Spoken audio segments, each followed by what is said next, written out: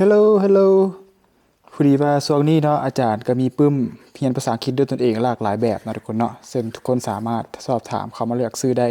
มีหลายแบบซึ่งแต่ละแบบอาจารย์คัดสรรมาโดยเฉพาะเลยเนาะที่เห็นว่าเรียนเราได้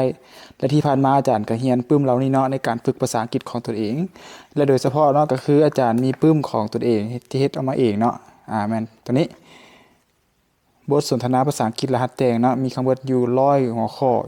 ในปึ้มหัวนี้เนาะหนาขนาดเนาะและหัวที่สองก็คือ800 ประโยคสำเร็จรูปในภาษาอังกฤษถือว่าขายดีเนาะแต่ละคนเอาไปเรียนแต่ว่ามื้อนี้เนาะในวิดีโอตัวนี้อาจารย์พิเศษก็คืออยากมา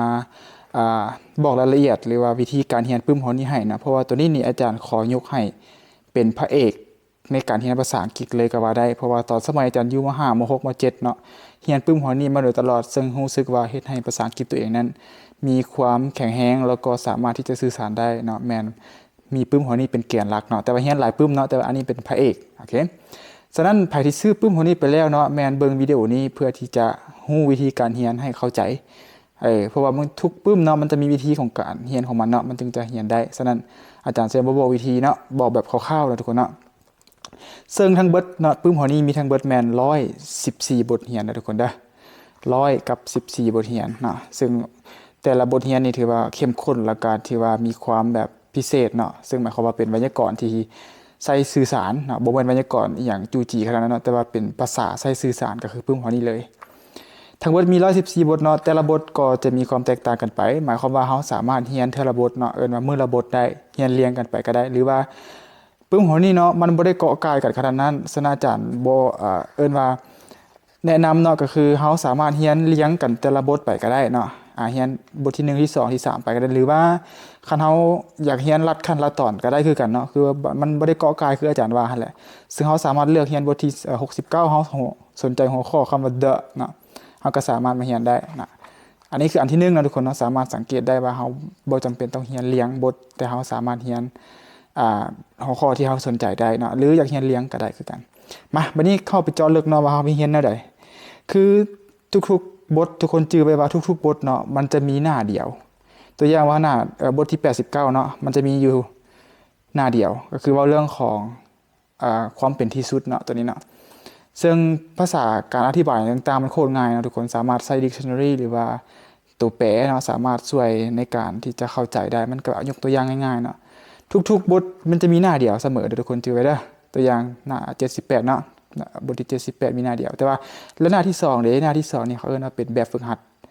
เรียนเนาะเรียนอยู่หน้านี้และเฮ็ดแบบฝึกหัดอยู่หน้านี้โอเคเนาะทุกคนเนาะเรียนหน้านี้เฮ็ดแบบฝึกหัดอยู่หน้านี้เอ้าคันเฮาเฮ็ดแบบฝึกหัดเฮาสิฮู้ได้จังได๋ว่าเฮาเฮ็ดถูกหรือผิดนะทุกคนเนาะนั่นแหละอาจารย์จึงบอกว่าปึ้มเฮานี่น่ะเป็นปึ้มพิเศษและก็วิเศษสำหรับอาจารย์เพราะว่ามันมีตัว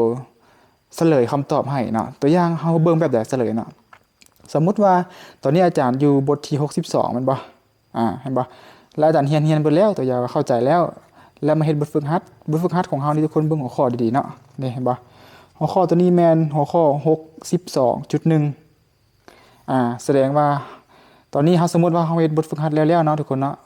62.1แล้วเฮาอยากรู้ว่ามันถูกหรือผิดเฮาเข้ามาเช็คตัวเฉลยได้เฮาซอกหัวข้อมันเนาะ62.1อยู่ไสเดี๋ยวอาจารย์ซอกก่อนโอเค62.1เดมันอยู่นี่เนาะเด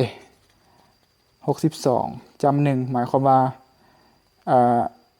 เป็นตัวคำตอบหรือว่าตัวเฉลยของตัวเมื่อกี้นี้เนาะเดี๋ยวเราเปิดมาเบิ่งได้เช็คเบิ่งได้เนาะเดอันนี้มันตัวเบิดฝึกหัดมันอันนี้เป็นตัวเฉลยมัน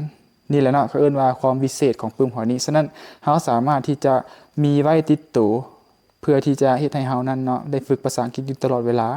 ทั้งเรียนบทเรียนอยู่หน้าที่1หน้าที่2ต่อมาเฮ็ดบทฝึกหัดโอ้โหมีแบบเฉลยพร้อมอีกแล้วก็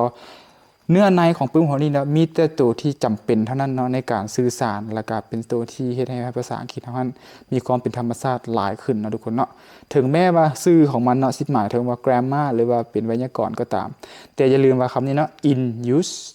use แปลว่านำใช้นะทุกคนเนาะแสดงว่าไวยากรณ์ภาษาอังกฤษ ที่สามารถนำใช้หรือว่าใช้ในการสื่อสารเท่านั้นเราจะบ่ได้ลงลึกเรื่องอื่นแต่ว่าจะเอาแต่เฉพาะตัวที่มันใช้ในชีวิตประจำวัน